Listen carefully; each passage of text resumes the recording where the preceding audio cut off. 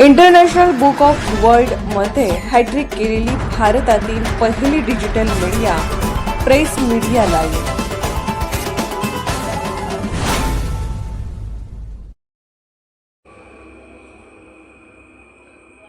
मंत्र्यांना 31 मार्चलाच पेन्शन, सामान्यांना मात्र सुट्ट्यांचे मरण. पुणे ट्रेझरीच्या 2 तोंडी कारभाराची मुख्यमंत्र्यांकडे तक्रार. आपल्या लोकशाहीत राजे बदलले, पण राजांची आणि प्रजेची व्यवस्था बदललेली नाही. तोच जुना थाट आणि तीच जुनी सवय. याचेच एक ताजे, नवलपूर्ण पण तितकेच चटका लावणारे उदाहरण पुण्याच्या कोषागार कार्यालयातून समोर आले आहे. माजी मंत्र्यांना मिळणारी पेन्शन आणि सर्वसामान्य शासकीय कर्मचाऱ्यांना मिळणारी पेन्शन यात कोषागार कार्यालयाने म्हणे कमालीचा भेदभाव केला आहे. मंत्र्यांचे खिसे वेळेच्या आधीच गरम होतात, पण आयुष्यभर शासनाची चाकरी करणाऱ्या कर्मचाऱ्यांना मात्र मार्च एंडिंगचे गोडवे ऐकवले जातात, असा खळबळजनक आरोप पुण्याचे सेवानिवृत्त कर्मचारी डॉ. तुषार निकाळजे यांनी केला आहे. या संदर्भात त्यांनी थेट मुख्यमंत्री आणि प्रधान सचिवांच्या दारी न्यायाकडे साकडे घातले आहे.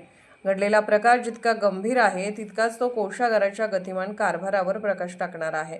मार्च 2026चे पेन्शन 2 एप्रिलच्या दुपारपर्यंत जमा न झाल्याने डॉ. निकाळजे यांनी पुण्याच्या कोषागार कार्यालयातील ऑडिट विभागात चौकशी केली. कार्यालयातील तिथे त्यांना मार्च अकाउंटचे काम अपूर्ण आहे. आता 3, 4 आणि 5 एप्रिलला सुट्ट्या असल्याने पेन्शन थेट 6 एप्रिलला मिळेल, असे नेहमीचे शासकीय उत्तर मिळाले. आता सामान्य माणूस असता तर नशीब समजून गप्प बसला असता, पण डॉक्टर निकाळजे कायद्याचे जाणकार निघाले. त्यांनी दुपारी ठीक 3 वाजता थेट माहिती अधिकार 2005 अन्वये एक अर्ज सादर केला आणि माजी मंत्र्यांच्या पेन्शन वाटपाची माहिती मागितली. त्यानंतर जो चमत्कार झाला तो थक्क करणारा आहे. जो कामाचा डोंगर सुट्ट्यांमुळे 6 एप्रिलपर्यंत संपणार नव्हता, तो माहिती अधिकाराचा अर्ज पडताच अवघ्या 3 तासात वितळला. सायंकाळी 7 वाजता डॉ. निकाळजे यांच्या मोबाईलवर पेन्शन जमा झाल्याचा मेसेज आला. माहिती अधिकाराचा नुसता कागद दाखवला आणि कोषागाराच्या बाबूंची लेखणी सुसाट धावली.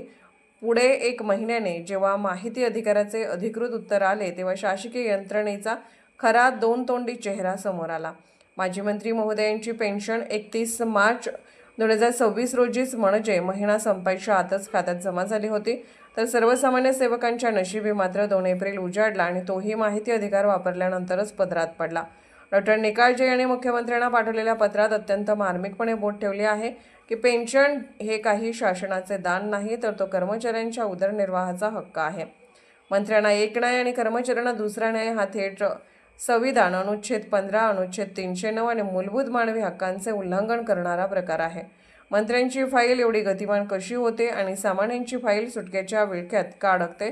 जर एका अर्जामुळे 3 तासात पेन्शन जमा होऊ शकते, तर ती आधीच का झाली नाही, असा रोकडा सवाल आता उपस्थित होत आहे.